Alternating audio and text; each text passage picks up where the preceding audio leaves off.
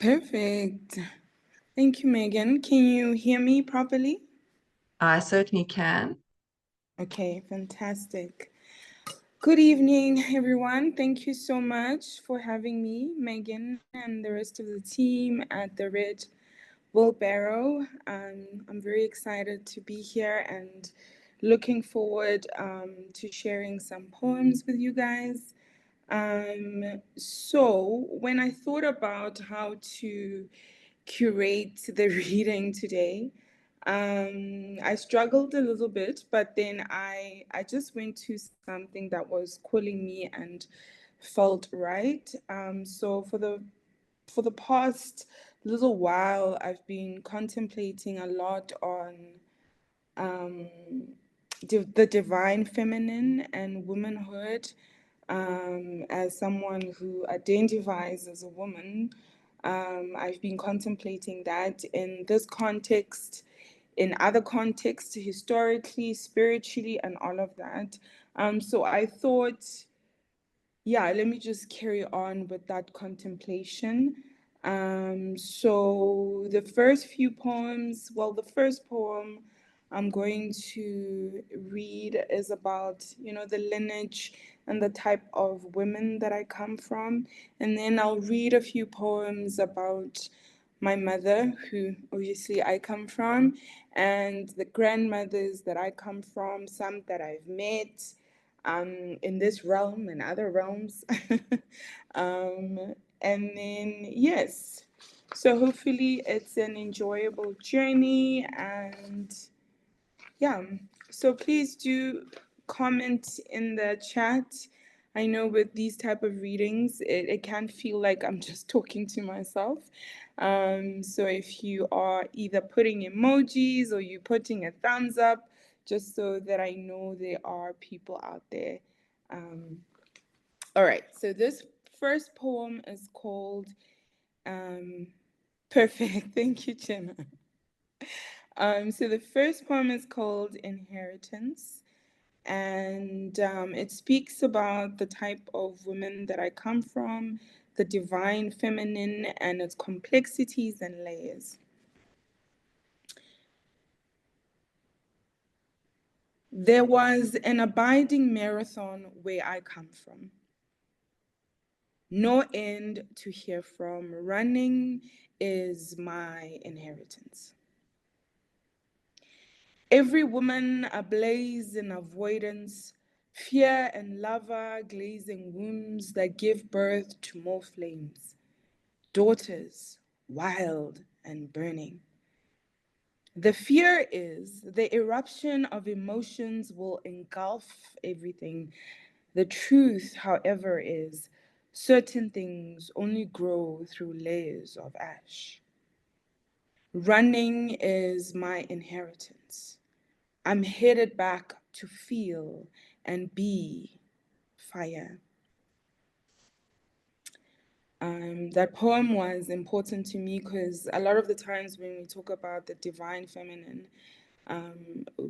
we assume that it's Venus energy, it's water energy, which it very much is, but there's also fire, there's also power. And it felt important to start it there. So the next few poems are about my mom, who was a powerhouse, but I believe that she was limited by her circumstances. She could have done more if she was given the chance, but I honor her and I honor her complexity and all the various layers that she had. This first poem about her is called Full of Running. You are pregnant. I know it now. I did not know it then. I'm about 6 years old. You are a young mother. I look up into you as though you were a starry night. You are caramel glory. Hair tied back, every strand accounted for, bouqueted by a floral hairband. Your top is cut from the same cloth and flowers bloom across your belly. Your hands are busy over a stove, but your attention is stolen by a landscape, framed by a tiny window in a tiny kitchen. You are not crying, but I sense your sadness gathering. I knew it then, and I know it now. You speak to me assuming I do not understand, but I understood then, and I understand now. I'm leaving him, you know. I believe you. Because I've heard you scream this at him and into vacant nights. I can raise you and your brothers by myself, you say. You are full of running, but you never leave. You thought I could not see you. I saw you then and I see you now. You spent your life in tiny kitchens, looking through tiny windows that framed landscapes you could never reach. I spend my life running for the both of us. This next one is called My Mother Foresees Death.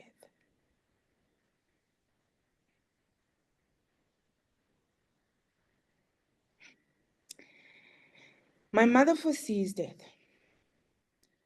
On a winter morning, I witness you drift. Your face is a question posed to the sky. Your sadness displayed despite yourself. You are standing at the door, sympathetic, it lets you balance yourself on its bottom half. The top half is open, and the inpour of light renders you a deflated figure. Grief does the same. Your mother is dead. Years later, your husband tells me that you spoke of your death often, and I too remember this. You heard your mother do the same. Now, I wonder as you stood by the door looking straight into what was coming, whose death were you mourning the most? Your mother's, yours, or mine? Perhaps you mourned for us all, a lineage of women with a life not belonging to them. This, I'm sure you can gather from the tone of the poems that my mom has since passed on. And this next poem is about that. It's called Living Motherless. Some days walk in smiling. Other days never come alight. The pain phlegms my throat, screams brew my stomach, sadness suffocates. On these days, I close my eyes and I search for you. Memory scatters, flies away with your smile. You are lost. How do I return each raindrop back to be part of the clouds? How do I squeeze each petal back into the bud? How do I bring you back? How do I bring you back? But then some days, walking, smiling. And that poem just speaks to the complexity of grief, how some days you are able to smile through it, you feel you're okay. Even years later, it's been close to 2 decades now without my mom. And then other days it feels raw, it feels painful, like it literally just happened yesterday. I'd like to end this section of honoring my mom, a woman I proudly come from by reading this poem called Dancing Bright. My mom was a very talented dancer amongst so many other talents. So this one is called Dancing Bright. There's an image depicting you in a dance. Lower body in a squat of joy, arms growing into the sky, face animated, saying, I will live on forever. This is my call to be free, a mother fully herself. We were both bound in a prison to be proper. This never propelled us. Today when I dance, your image becomes film. Motion from stiffness. We plunge into music, dancing ourselves bright, expectations set alight. Dancing bright. All right. Are we still there?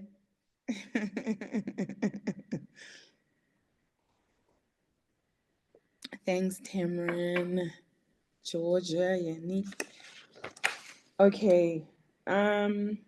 So for the next segment, for the next two poems, I mean, I shouldn't call it a segment really. I'd like to just honor sisterhood, honor friendship. Yeah, I feel like friendship is so important, especially for me. It helps me with gaining perspective, and you will see with this very first poem, it's a conversation that actually happened between a friend of mine. I was feeling a particular way, and she came in with insights, and it completely changed my perspective on this thing that I was going through. Thank you so much, Jenna. Okay, this one is called Leaking Bottle. I am a leaking bottle, I tell her. I am decorated with holes and cracks. Life broke me. Filling up seems futile. Joy quickly seeps through me, I tell her. You are a watering can, she says. Where does the water that sips through you go? What happens when sadness comes, she asks. I'd rather be a dam that is full to the brim, I tell her. Are dams not man-made? She asks. Wouldn't you rather be a river? Fresh water passing through you to others. Wouldn't you rather be in communion? I constantly need patching up. I'm a rainbow of patchwork, I tell her. Don't people point in wonder at rainbows? She asks. But these cracks hurt, I tell her. But is that not our magic that we feel so very much? She asks. But is that not our magic that we feel so very much? I do quite like that poem, if I say so myself.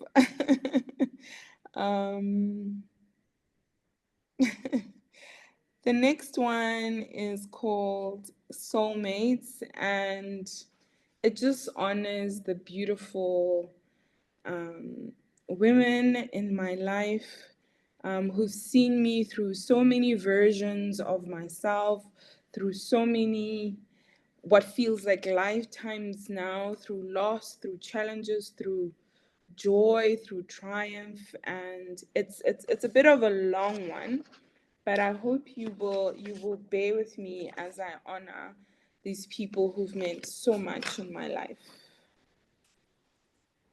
Soulmates.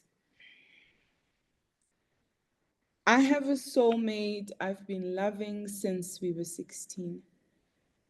We carry each other's hearts on pendants and have matching mandalas of secrets tattooed on our skin. When we meet, we stretch our laughing lines as far as they can go. I have a soulmate whose inner child is besties with my inner child. Whenever we are together, we have an urgent brightness in our eyes. We lean into each other and giggle at ourselves and the world. We refuse to be nothing but who we are called to be. Often we pass on a baton filled with tears, back and forth, back and forth. I have a soulmate who says, I love you in harsh tones, but her love is the loudest in so many ways. She celebrates me and everything I do in radiant words. I have a soulmate who painted me a home when all I had was heartache. She densely forested my life with poetry and story. I could spend the rest of my life listening to her words. She's my poetry godmother, you see. I reap fruits of trees she planted.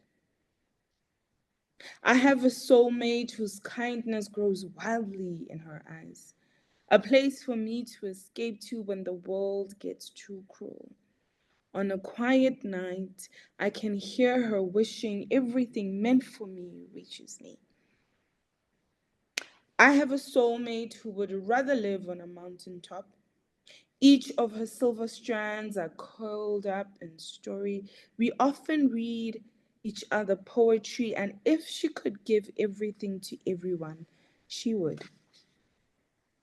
I have a soulmate who insists on loving me radically. Our callings and purposes run parallel to each other, holding hands. I often look to her when I need to breathe fire. I have soulmates on soulmates on soulmates tucked away in several corners of the world, loving me across masses of land and ocean. I know all of these soulmates and so many more were sent to me by my very first soulmate. My mother and I continue to reach across realms to mend each other. A mother and a daughter duo healing a lineage of women. Whew, that was a long one. I hope after this poem, you will reach out to your various soulmates, tell them you love them, tell them you appreciate them. Thank you, Tamron. Yeah, I don't think we can tell each other enough about how much we appreciate and love each other. So, yeah, if anything, we need more of that in this world. So the next set of next series of poems are they just showcase the complexity of womanhood, I guess just being a human person on this earth. Life can get complex, you know. It showcases how in some moments I'm feeling powerful, I'm feeling confident, feeling like a poem. And in other moments, you know, I'm just a girl. I don't want anybody to ask me about anything. I do not have the answers, you know. And I think all of that is allowed, and I honor all aspects of of me in that way. All right. So the first one is conversations with the mirror. Conversations with the mirror. 1. This forehead must go. It reveals too much about my collusion with life. 2. I could use a different skin, one that doesn't attract the moon and reflect the stars. 3. Why is my voice bright? It should bow in passivity. What activism could it fashion? 4. I should definitely smile more so that my face doesn't offend. Most pretty girls smile, don't they? 5. What use are these big eyes that flower fuzzy photographs and demand a mediator? 6. Mama, these weeds of doubt are an inheritance I resent. I would have preferred your nose. 7. Instead, I have dad's nose, a protruding prominence I want it scraped off. 8. I must learn a vanishing act, slim down to a polite size, less weight, wasted space. As you can tell, this poem is about some of the crazy things we say to ourselves in the mirror, and most of them are not true, but sometimes they feel real in that moment. This next one is called Sprouting Pains. Sprouting Pains. Was I always this sad? So prone to being a seed, preferring deep darkness. But maybe I'm feeling all of the sprouting pains of tender bits reaching for some semblance of life. Does the world remember the seeds that don't make it? Do their efforts count? Are they as treasured as the ones soaring light? Has this been enough life, or should I wait to see if anything green will come? Sprouting pains. This next one is about gratitude. The best thing I've ever seen, a bruised and battered gratitude on yet another tiled bathroom floor, inhaling blood-soaked air, making a fool of my depression. Gratitude refuses to stay down, even as furious tears persist, insisting on yet another round in this battle for my breath. And this last one is called I'm a Poem. I am a poem. Today I resemble a poem, full of song and lilting. I do not refrain from my aches, for I can take my pain and paint it delicate. Today I am a poem, and words have captured me. Right.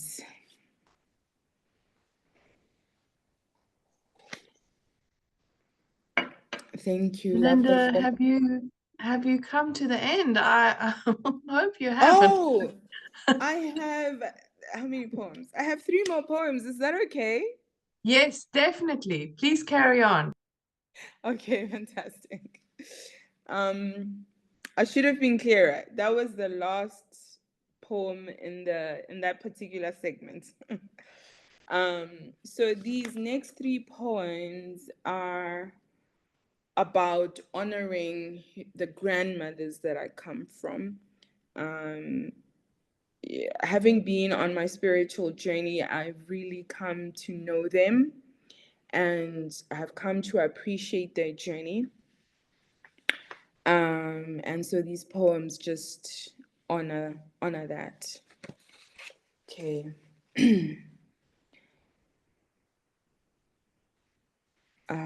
The first one is untitled, so we'll just get right into it.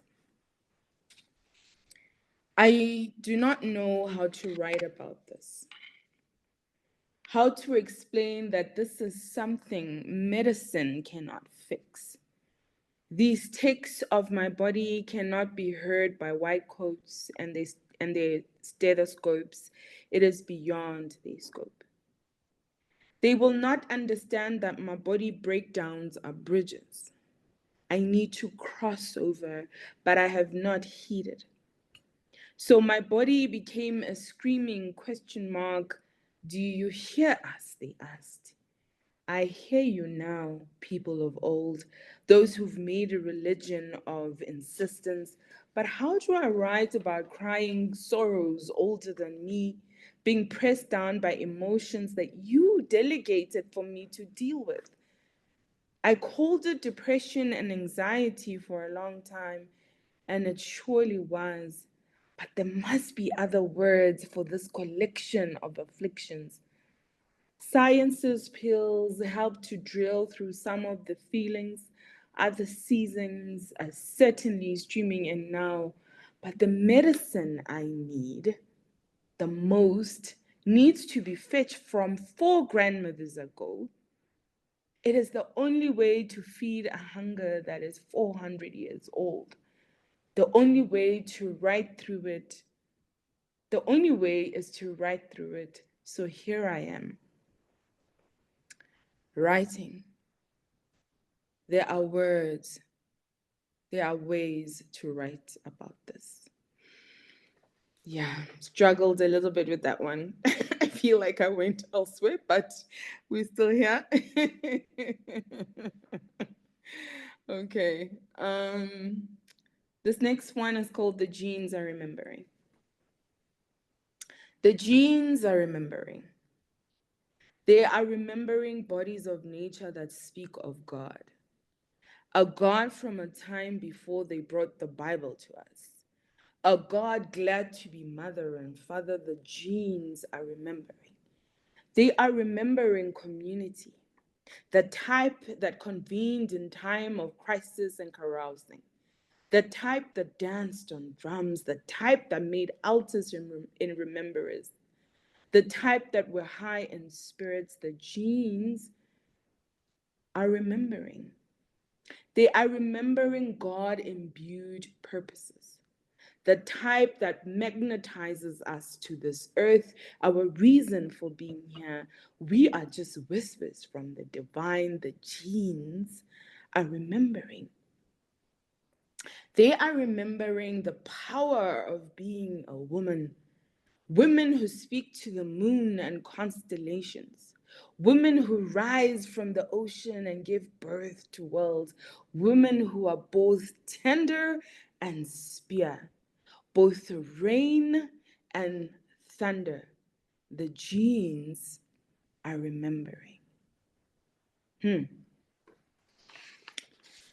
All right, this is the last poem. Whew, okay, I need to calm down after that. Okay. This last one is called Living, simply titled Living. I do all of this living primarily for you, Mother, so that you are girl again, dancing in defiance with joy as your heartbeat. I sit at the altar of difficult things for you, grandmothers who were denied your rightful thrones and crowns. I've gone to far places so we could all stretch our legs and know life beyond borders. Women of my blood, this insistence on moving past monstrous traumas is for us, so we can hear a different story as told by the saints. I've taken all that was bloody and brutal, and I brushed it clean. Flowers have promised to grow where wounds once loomed. I'm happy to live at the edge of what they perceive to be acceptable so that it is easier for us to take flight. We will know freedom. We will know flying. All of this living is for you. Whew, that was it. Thank you, everyone. Thank you so much. I think I'm gonna stop there. I hope you enjoyed the journey and my reflections on the divine feminine and womanhood and yeah, and everything in between. I'm happy to take questions if we want to do that, Megan.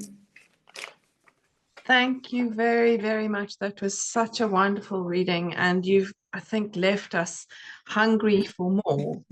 Yeah, there were some wonderful, wonderful poems in there. I particularly liked the ones you started off with, and then, yeah, you ended so beautifully as well. So, thank you so much. Let's just everybody say thank you. Thank you. And thank you for agreeing to do a little chat session. So anybody who wants to ask a question or make a comment, please just put your hands up, let me know in the chat, and I will ask you to unmute in response.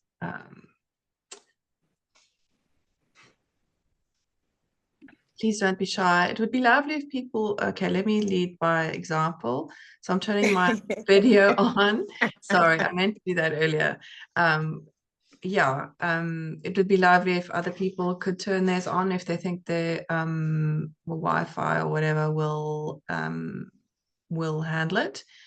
And yeah, it's a very safe space, so it would be lovely if we had some people wanting to share their voices with us, or alternatively via the chat.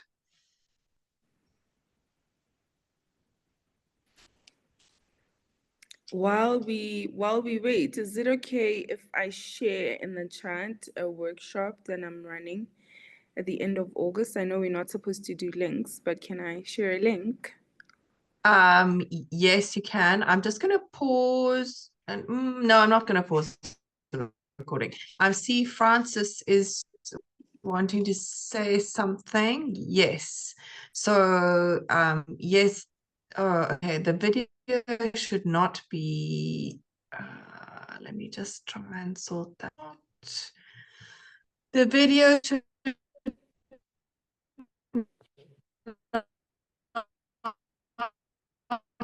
be. Um, First of all, Linda, yes, you can talk about your course if you wish to. And then Francis, I'm asking you to unmute. And I think I've done the right thing with the video. So you should be able to turn your video on. I apologize for that. As I explained to Linda earlier, we were bombed the last time I hosted. And so we just got kind of a little bit tighter with the rules to try and keep this space safe. So Linda, if you want to tell us a little bit about what your course is about. And then I see Francis and Jacques and potentially Georgia. I'm not sure, but back to Linda.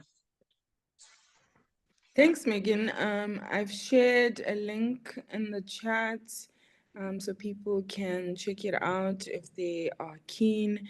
It's a workshop with the Life Writing Collective. It's called Call and Response. So it's part reading, part workshop, and it's just a space for reflection, for surrender meditation, using life writing as the tool, as the modality. Great. Fantastic. Sounds very interesting. Francis, would you like to kick off your question or comment?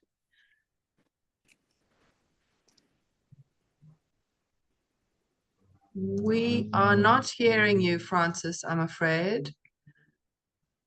I'm not sure why that is. I don't think it's on my side.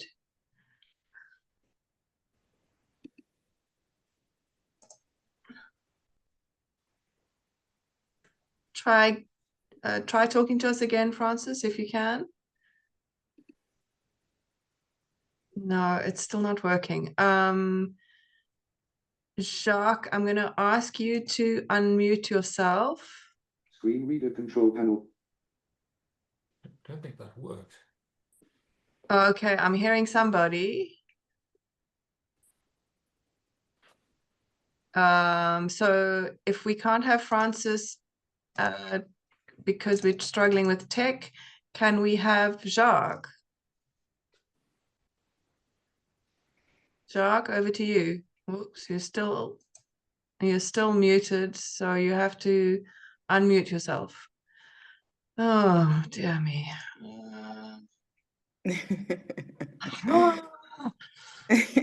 I'm also trying to help you, Megan, because you made me co-host, but Yes.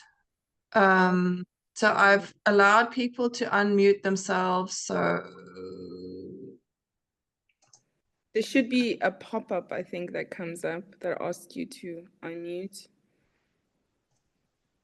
If you go to the microphone.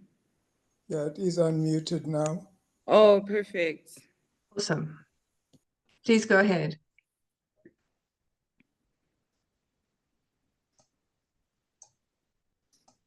I didn't have a question. I was just assisting. Okay, thank you. Thanks, Megan. Thanks very much. Jacques, do you want to go ahead? Yeah, but can you hear me now? Yes, we Yes. can. Oh, that's wonderful. I don't know how I did that. Linda, that was such a lovely reading. I am never tired of hearing that question at the end. You know, is it not our magic that we feel so very much?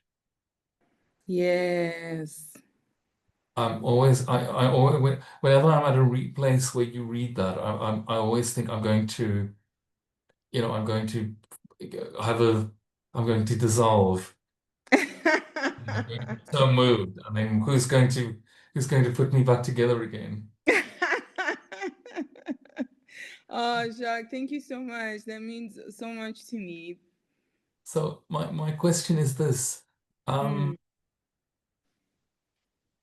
Writing poetry is poetry is arguably the altar of very difficult gifts, you know, and spiritual practice, like any kind of healing, is, well, many people would say it's about helping people to feel better. Do you move easily between those two? Is there a tension for you, or do they easily just overflow into each other? The poetry and the spirituality. Yeah.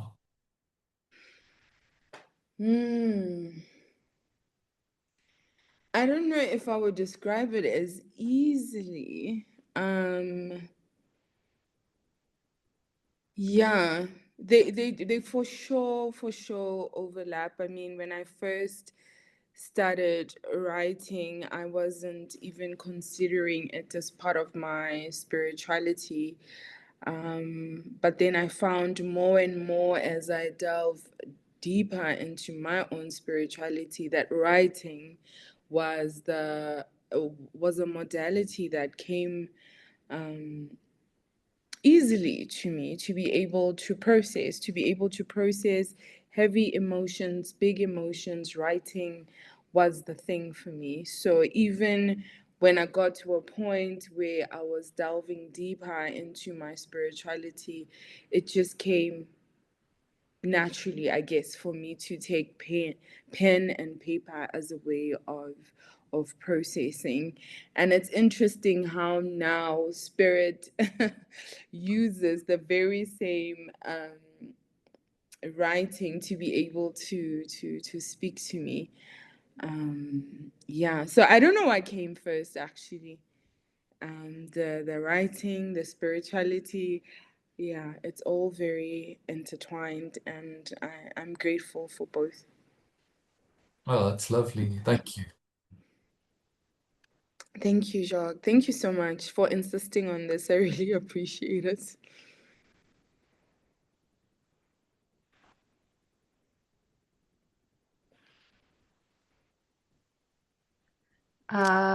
There's a person who looks like Samsung. I don't have a name. I'm unmuting you. Oh yes, was this Francis? Hi, can you hear me this time? Yes, we can. Oh, okay.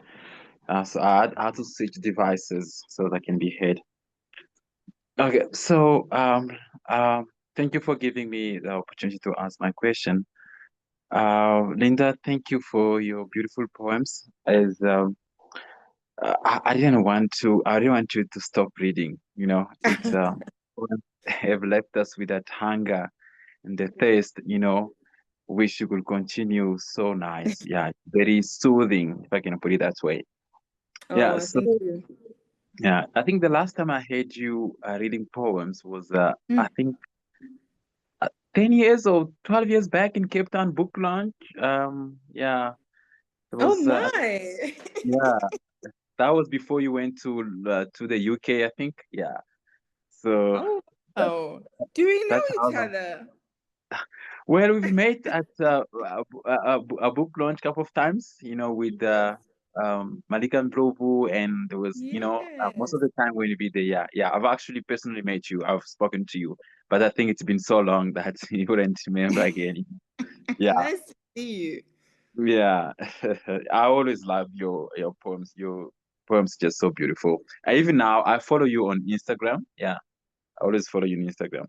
So, having you tonight again reading for us was just amazing. When I saw your name, I was like, nope, I need to be the evening patient so that I can listen again to your poems. Yeah, so my question, just a quick one. It's an easy Mm, question. I just want to know, how often do you write poems? And do you always have like poems that you write, you finish them? I don't know if that makes sense. Like, because sometimes there's a thought that crosses your mind, you want to write about something and you start, and somehow mm, I don't know, you put it somewhere, they like, you know, you come back to it, you know. mm, It happens to me, it happens to so many people I've heard. But for you, um how often do you write poems? And then do you also have those kind of moments where you find like there's a thought, there is something that you start now, or you mhm, wake up in the middle of the night to start writing, and then somewhere there you know you lose your chain of thought, or something happens, then you know, and then after then you come back to it, come back to those unfinished poems. mhm, How does it work for you? How's the process for you? Yeah, mm. that's the question. Thank you so much. That's such a good question. Um, how often do I write? It really depends what season you find me in, to be honest. Sometimes I literally can't stop myself from writing, and other times it just doesn't happen for me. And I tend to allow both to happen. So if I'm in winter season and I'm feeling a lot and I want to process, then it will happen. And sometimes I'm being called, to go do this thing that I am feeling reluctant to do. So it really varies and it really depends. In terms of, do I ever start and stop when it comes to writing? For sure, definitely, all the time. So there are certain poems, like the leaking bottle poem. It literally just came to me in one go, and I was done with it. And very little editing needed. And there are other poems that are just so, I sit with them for months, for years. They poems that even today I haven't finished.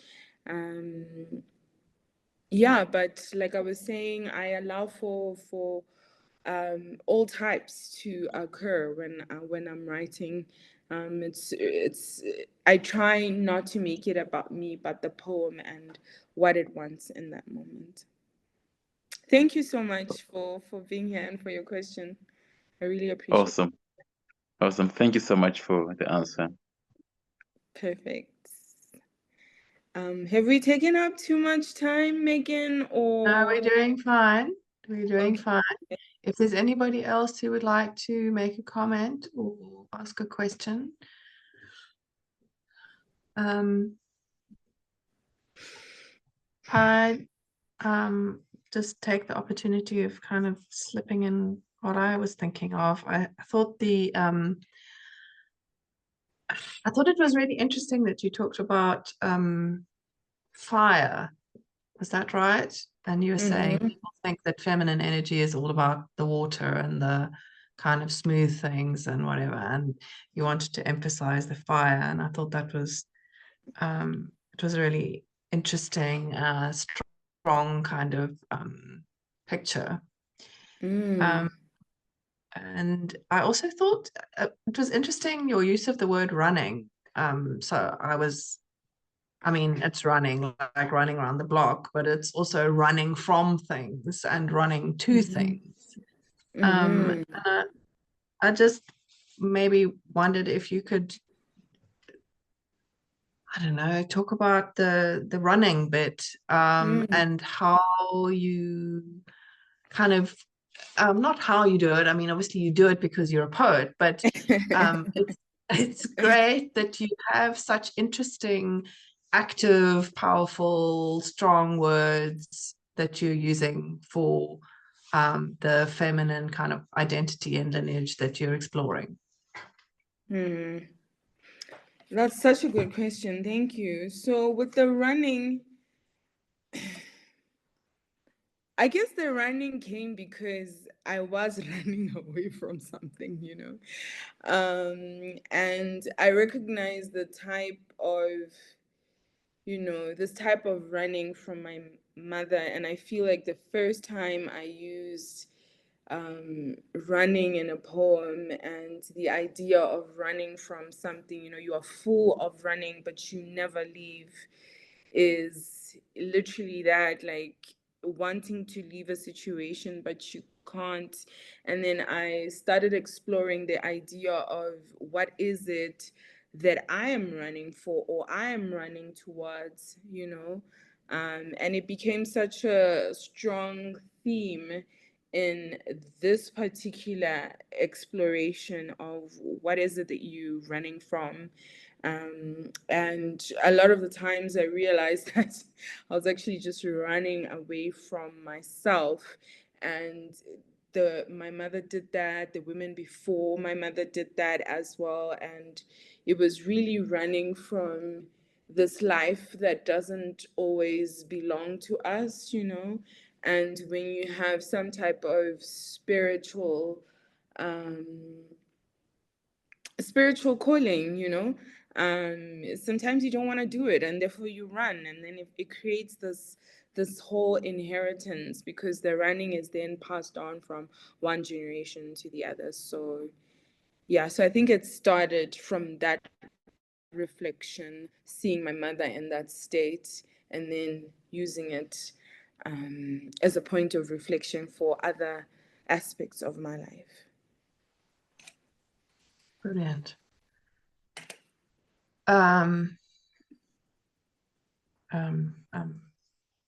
Yeah, there were people commenting about the genes are remembering. I thought that was also just an amazing phrase. The genes are remembering. Thank you. If there isn't anyone who wants to comment, you know, we've not everybody does want to talk on in public and feels more comfortable sharing their chat. I really hope that a lot of the poems that you read for us are in print. If they are, it would be lovely if you could share where they are, or I just think they're ready, you know, let's have them. Help me, Megan, help me get published. It's all about that throwing yourself at the door, I guess. But yeah, I really thought that they were wonderful, and they should be, you know, in print, and it would be lovely to see them that way.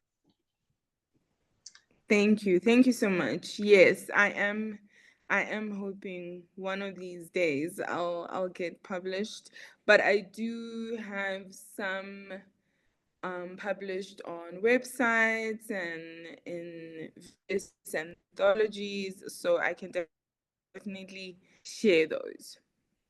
Fantastic. That's brilliant. Mhm. Okay, well, I think we've come to the end of the Q&A then, maybe. And I'm just, yeah, really grateful that you came to share your poems with us and you were prepared to chat afterwards. It was a wonderful reading, and yeah, thank you so much. And we're going to just take a little break for 4 or 5 minutes, and then we'll come back and do some open mic. Great. Thank you so much. All right.